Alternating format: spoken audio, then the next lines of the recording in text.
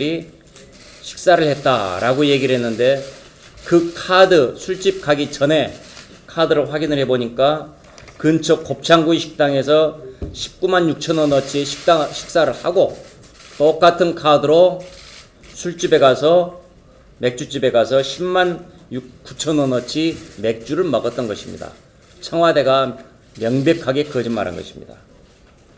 또 이 주막이나 이자카야 와인바 등 술집에서 왜 썼느냐라고 하니까 늦은 시간에 간담회를 열었고 일반 식당이 영업을 끝내서 우리가 어쩔 수 없었다. 그래서 술집이라는 주점에 가서 했다라고 얘기를 했는데 명백한 거짓말이었습니다.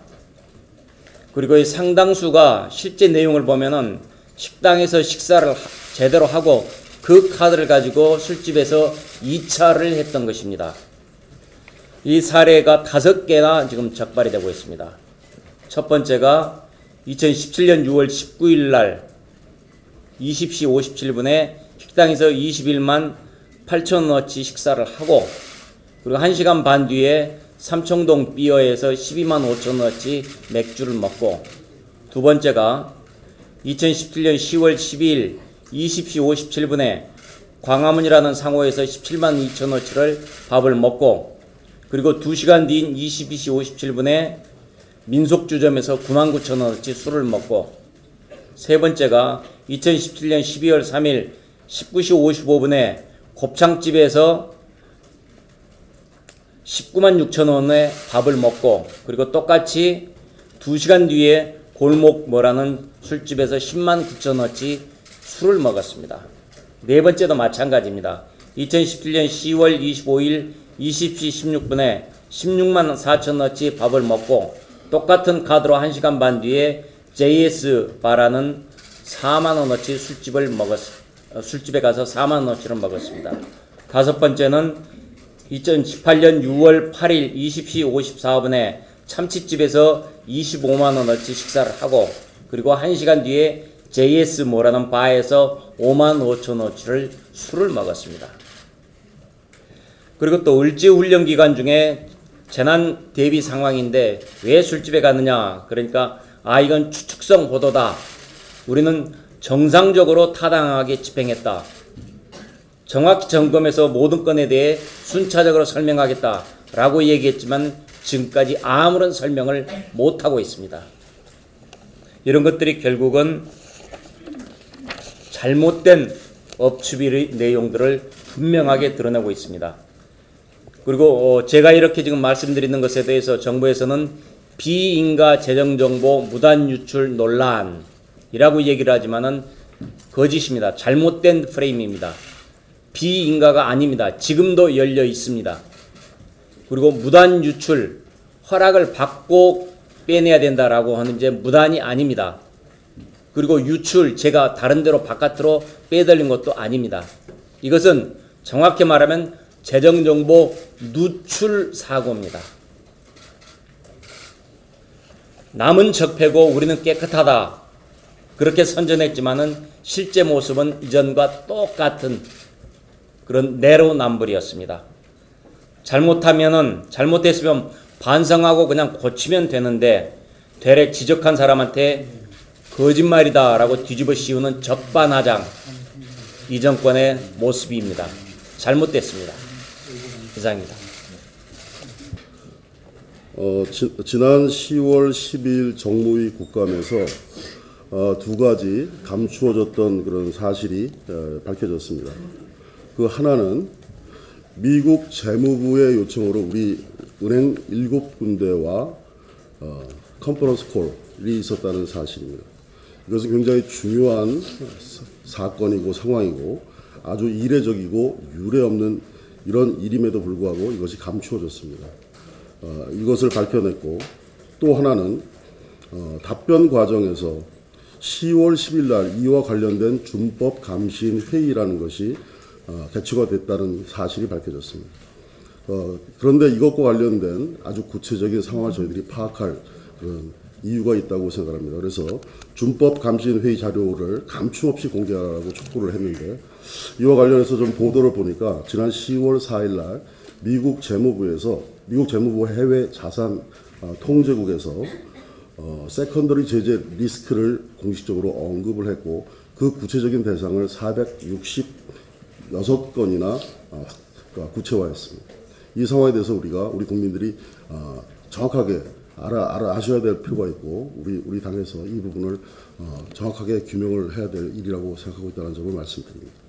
네, 심각한 문제인 것 같습니다. 마치 평화를 혼자 정부 여당이 자기들만 독점하고 있는 그 가치냐 이야기를 하면서 사실은 평화를 위협하고 있죠. 또 통일을 위협하고 있고요. 통일만 하더라도 우리 경제가 단단해야지 통일 비용도 감당을 하고 그 통일을 순조롭게 끌고 갈 수 있을 텐데 이렇게 말하자면 국책은행이나 시중은행 이 위협을 받을 정도로 말하자면 과속을 해서 결국은 우리 경제를 위협에 빠뜨리면 통일은 그만큼 더 멀어지게 되는 겁니다. 오히려 그 통일을 방해하는 행위라고 이야기를 할 수 있겠죠. 그 다음에 평화도 마찬가지 아니겠습니까?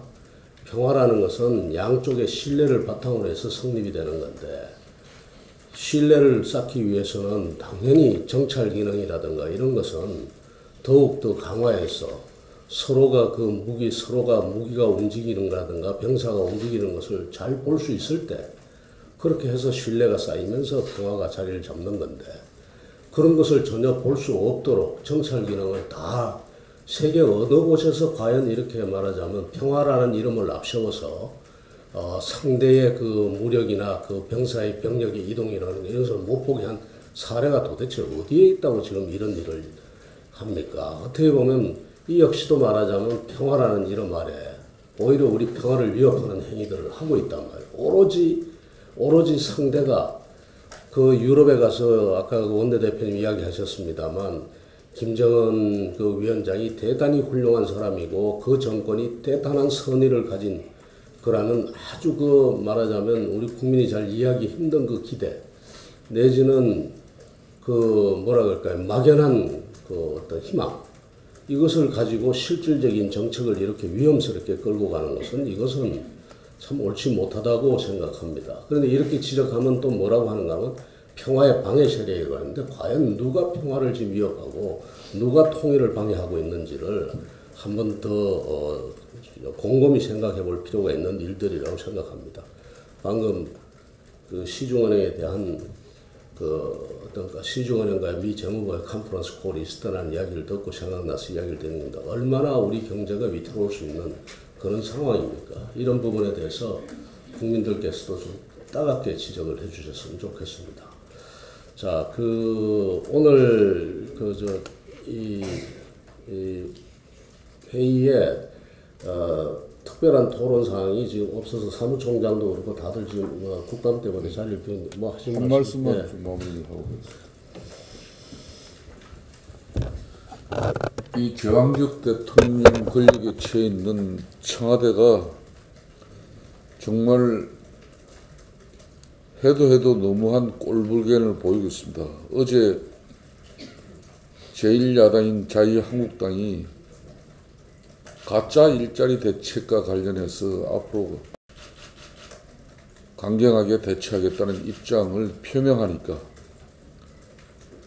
이 소관 부처인 기획재정부가 나서서 해명할 게 있으면 해명하고 또 반박할 게 있으면 반박을 해야 할 일임에도 불구하고 바로 청와대 관계자가 또 나섰습니다. 지난번 심재철 의원실 압수수색 고발 이후의 상황에서도 청와대가 직접 나섰습니다.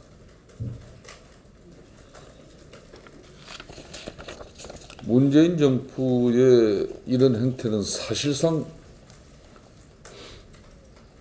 국회 국정감사를 마비시키고 국회의원의 입을 털어 막으려고 하는 또 정당한 의정 활동을 파괴하는 비민주적인 폭거 행위에 제왕적 대통령 권력이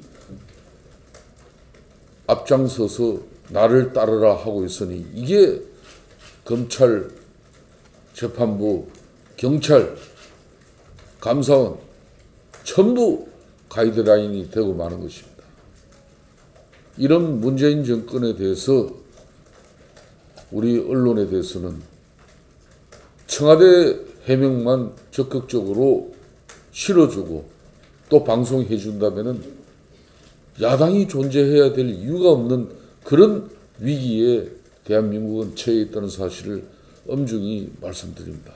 언론 여러분들께서 각별한 협조를 부탁을 드리겠습니다. 어떻게 해서 연말까지 이제 통교청의 고용지표 개선을 위해서 1시간만 일해도 앞으로 취업자로 간주되고 또 주당 18시간만 일해도 취업자로 이렇게 간주되는 이 정책을 갖다가 공기업 공공기관에 이렇게 영혼 없는 우리 청년들 일자리를 만드는 이 작태에 대해서 어떻게 우리가 눈을 감을 수 있겠습니까?